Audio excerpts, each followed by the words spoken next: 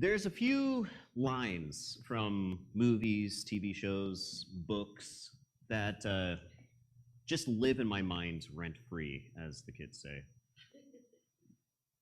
I'll be back. Hasta la vista. Here's looking at you, kid. With great power, there must also come great responsibility. Of course, I got to put a little Spider-Man in there. I'm a big enough geek that I couldn't live with myself if I didn't. One of my favorite lines from the book of Genesis is what was read a moment ago. You meant evil against me, but God meant it for good. Now, there's a story behind these words, and I'm going to tell it. This is going to be story time with Giuseppe, so settle in. Just enjoy it if you can. I know in the last few weeks we've talked about some of the other writings in the area, like in Greece, over in Phoenicia, over in Sumeria and Babylon, that have influenced and shaped some of the stories in Genesis. I'm not going to get into that so much here. For those who are like really looking forward to that, though, this is in the classical genre of romance. But it's not like we think. It's more like, an adventure of eventual triumph and reunification. In some ways, this is kind of like the Odyssey, but a little backwards. Okay? So it's continuing some of those tropes. Now I'm going to get into the story. So we are 2 generations after where we left off last week with Abraham. We are in the household of Jacob, also called Israel. Jacob has lived a decently long life. It's one, though, that has been filled with tension between him and his brother, just like there was tension between his father and his father's brother. And wouldn't you know it, this is a story of great tension in the family as well. You see, Jacob has 11 sons, and he loves one of them more than all the others. If you ever grew up in a household with just even the suspicion of favoritism, you know how much of a kick in the jaw that is. But Jacob doesn't even try to pretend like he's not having a favorite. Joseph, his favorite son, is the youngest, and he dotes over him. When the other sons are all out working the field, Joseph gets to go and just spy on them. And he comes back and he tells reports, hey, you know what I saw Reuben doing? He tattletales on him. And at this point, all of his brothers are full-grown adults. Can you imagine? You're a full-grown adult, and you have to worry about one of your siblings telling on you to your parent, your at this point, elderly parent. And they have to care about this because this is a patriarchal society, and he's the oldest male. So they have to care about what he thinks. So the brothers don't love this. Joseph is a bit of a brat. Now, to commemorate his favored child status, his dad gets him a super special coat. Some of you have seen the play. And he likes to go and just trot around with it. None of the other brothers get a special coat, just him.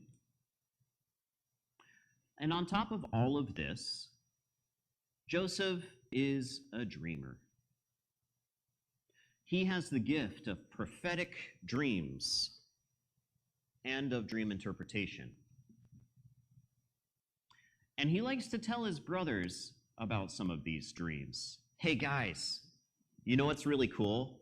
I had a dream last night that you all bowed down and revered me as your king. Isn't that cool? This is not a good way to endear yourself to your siblings. Eventually, these guys just have enough of it. They're jealous, yeah, but they're also really annoyed. They don't want any more of this guy sticking around. So at first they plot like, well, here's a big hole. Let's just shove our brother into the big hole. Now, some of you with siblings have also entertained such a thought. Hopefully you didn't do it. And while he's in the big hole, they're like, all right, so we should kill him, right? We should probably kill him. And then one of them sees these traders, these merchants off in the distance, and he says, well, hey, guys, maybe we don't want to kill our brother? What if we just sold him into slavery and we made some money instead? And so that's what they do. They take his coat, they cover it in goat blood, they take it to their father, and he is devastated. He goes off, isolates himself for days and days and weeks on end. And every time one of his kids try to comfort him, he refuses it. He says, I am going to go to the grave, heartbroken. There's no comforting me. Now, meanwhile, Joseph's not having a great time. He's enslaved. He doesn't get to act like a brat in the situation he's in now. Also, he doesn't get to act as a free human. I like to point this out because sometimes we have apologists for the institution of slavery in our country who say, well, it's not that big of a deal. You know, if you got a good slave master, they treat you well. Well, Joseph's situation is about the absolute best he could hope for because he rises through the ranks. He's gifted with administrative skill. All of you administrators out there, you don't get your fair shake. It's the stuff of miracles. At least to somebody like me who, has to put all the reminders in his phone. I have to text myself things to just get them done. You know what I mean? I have to check my email, and every time I got to do a little calming exercise. Just read and respond to the emails, okay? All right? Get yourself a little coffee treat afterwards, but do the email first. This is not a struggle for Joseph. He answers all the emails, I'm sure. And so he becomes the slave in charge of the whole household of his owner. And he's well respected for this by his owner. But he's still somebody else's property for them to treat however they wish. And you see, his owner has a wife who really wants Joseph. She advances on him over and over and over again. No, I can't. No, thank you. No, thank you, I don't want to. Nope. And then one day, she lays hands on him, grabs his cloak, and he is so scared, he sheds his cloak and runs away. And she is so angry about this that when her husband gets home, she shows it to him and says that Joseph tried to rape her. Now, he's somebody else's property. He doesn't get to have a voice. There is no justice for Joseph. He could have been killed.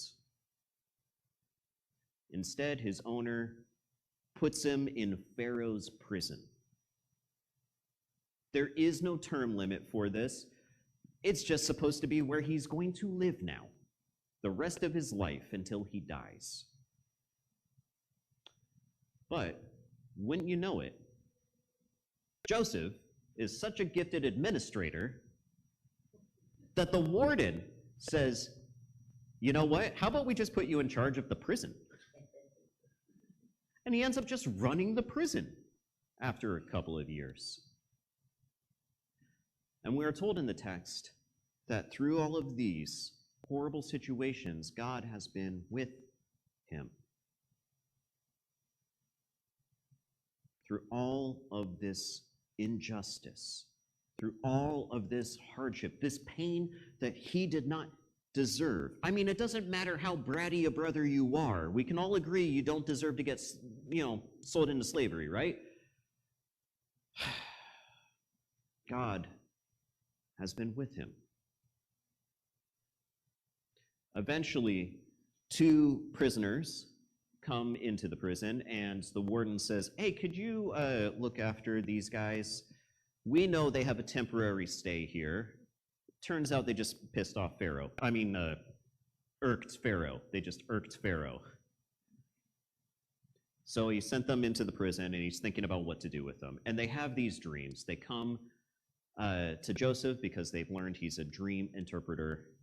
And he says, well, one of you is going to be returned to their previous position in Pharaoh's court, and the other is going to be executed. And that's exactly what happens. And the one who gets to return to Pharaoh's court, Joseph's new good buddy, completely forgets about Joseph for a few years until Pharaoh has a troubling dream. One of those dreams that just wake you up in the middle of the night. And so he seeks a dream interpreter.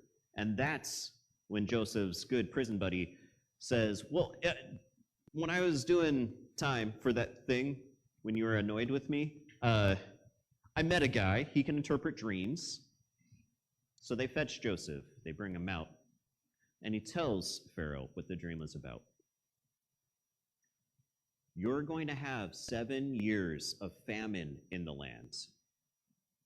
After 7 years of really fruitful crops.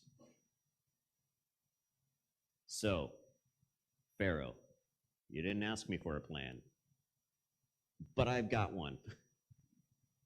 Joseph just can't help himself. He is the ultimate administrator. He's got plans within plans, and he's like, this is what I think you should do. You should gobble up like all the land that you possibly can and harvest as much as you could possibly harvest and put it away in savings and ration it out. And that's how we'll get through this. And Pharaoh says, that's a great idea. Why don't you do that, actually? And so Joseph he becomes vizier. This is the second position in the land of Egypt. This is right underneath Pharaoh. We're told later that Pharaoh even comes to consider him like a father figure, which is interesting. So Joseph goes out and he starts executing on this plan. They have their fruitful crops, which is great, and then the famine hits, which is not so great. And Egypt's not having a great time, but they're surviving. The land of Canaan, though, Joseph's homeland, where his brothers are from, they're not doing so great. And so they joined this queue in the land of Egypt to be able to purchase grain. They seek to purchase grain from Joseph, the vizier, who's in charge of redistributing these goods. Even though it's been 20 years, Joseph looks at them and immediately recognizes them. They, however, have no idea who he is. They just see him in his vizier garb, speaking through an interpreter with all of the grain. And he flashes back to all of the pain that he's experienced so far. And he goes off to this little room to the side and he cries. He just cries. And then he returns with kind of a bratty plan. He says, hey, those guys there, you're obviously spies. We should probably kill you. But can you tell me your story first? And they're like, we're not spies. I promise, we're not spies. We're just herders. We herd sheep. We live in Canaan. We're like, well, 12 brothers, minus one. Something happened to him. I won't tell you what. And we have a very old dad, and we would never spy. All right, we're simple men. We're good men. We're honest men. Joseph says, you know what? I don't believe you. You say that you're 11 brothers. I see 10 of you. And they tell him, well, the youngest one, Benjamin, who Joseph hasn't met yet, he's staying at home with Dad. Well, I tell you what, I'm going to put you in prison and think about this for a little bit. So they're there for 3 days. And I wonder how much Joseph is enjoying this. I mean, he lived in the prison. It was his home for years. And he knows that they're sweating buckets. They're worried they're going to be killed. And he comes to them after 3 days and he says, I tell you what if one of you stays here and the rest of you go to your home and you fetch your little brother and bring him over here to prove you're not spies? Or you could die. Which one? And they're like, I guess the first one, let's do that. And one of the brothers, the oldest one, he volunteers. Well, second oldest. He stays put. The rest of them go home. They tell Dad what happens, and Jacob is devastated. Wait, I lost Joseph. And now I think I may have lost your other brother, and you want me to lose my new favorite son too? No, we're going to cut our losses here. You guys are going to stay home, and we're not going to lose any more brothers. And then they run out of food. And so back to Egypt they go. They bring Benjamin. They don't have any other choice in this. And Joseph, once again, is so deeply moved. He sees his brother. He has a little cry, and he comes back. And he tells his servants, you know what? Throw a feast for these guys. All right, give them good portions. Give Benjamin 5 times the amount of food the other ones get, though. It's not a big deal. And this is during a famine. It's kind of a flex, but it's a weird one, right? It's a little strange. But it's motivated out of a place of tenderness, right? And then he does something that's not quite so tender.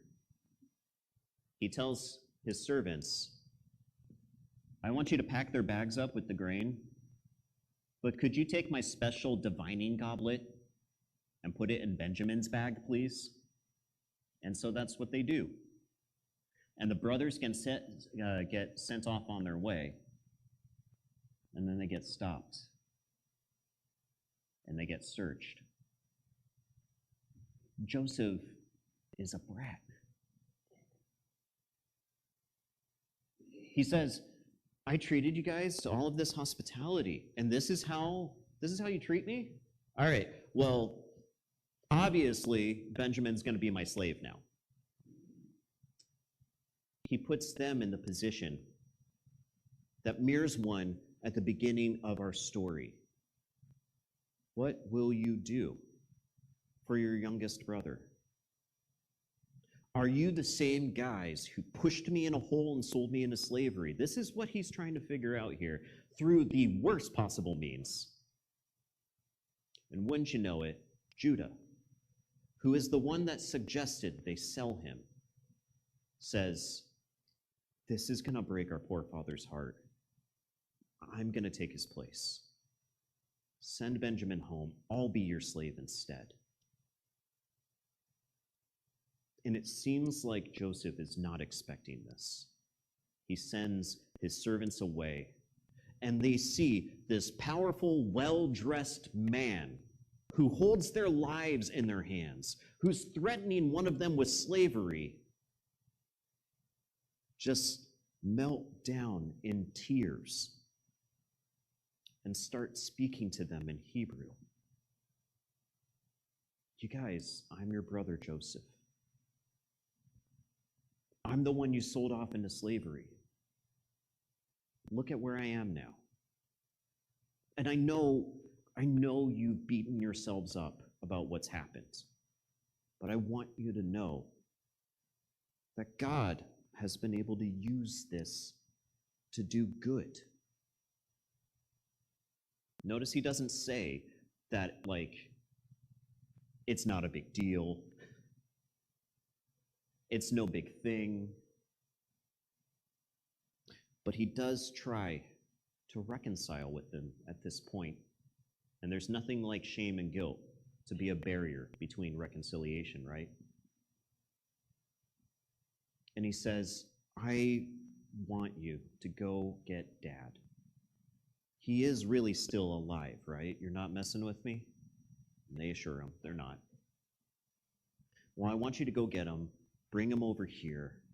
I'm going to get a little patch of land just for our family, and I'm going to take care of you.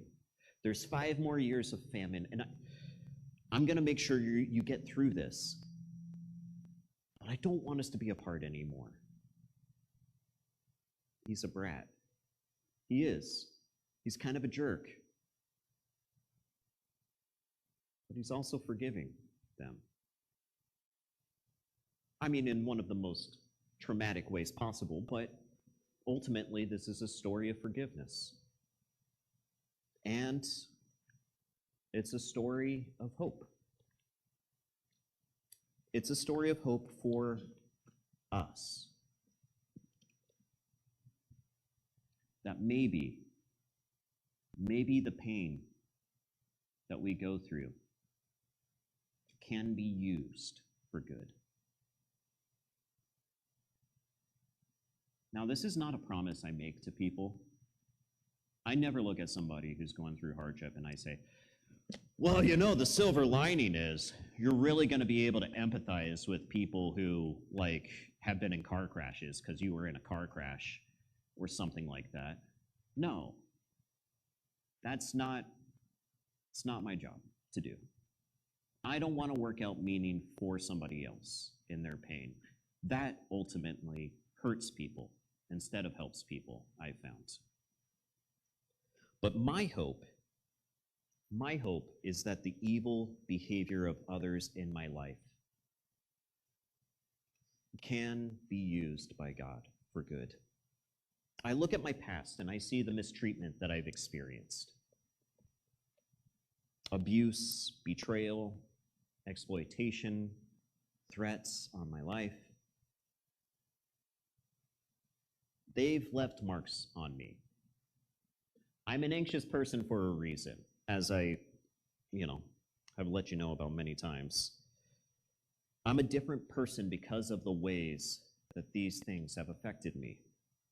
But I do believe that God has been able to create some good in my life and some benefit for others indirectly through the aftermath of these hardships.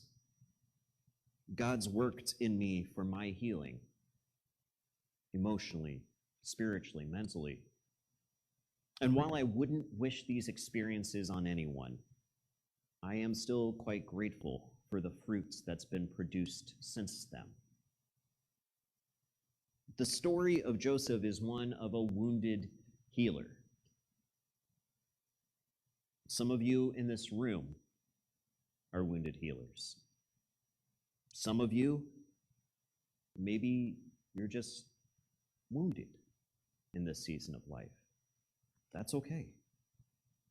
But I believe that just as God was with Joseph through his hardships, God is with us, and God is with you, even as you deal with pain.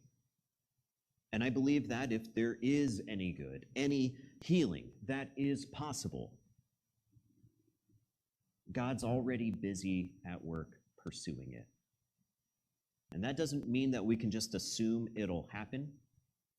I don't believe God micromanages the universe. That means that I also don't believe that God always gets what God wants.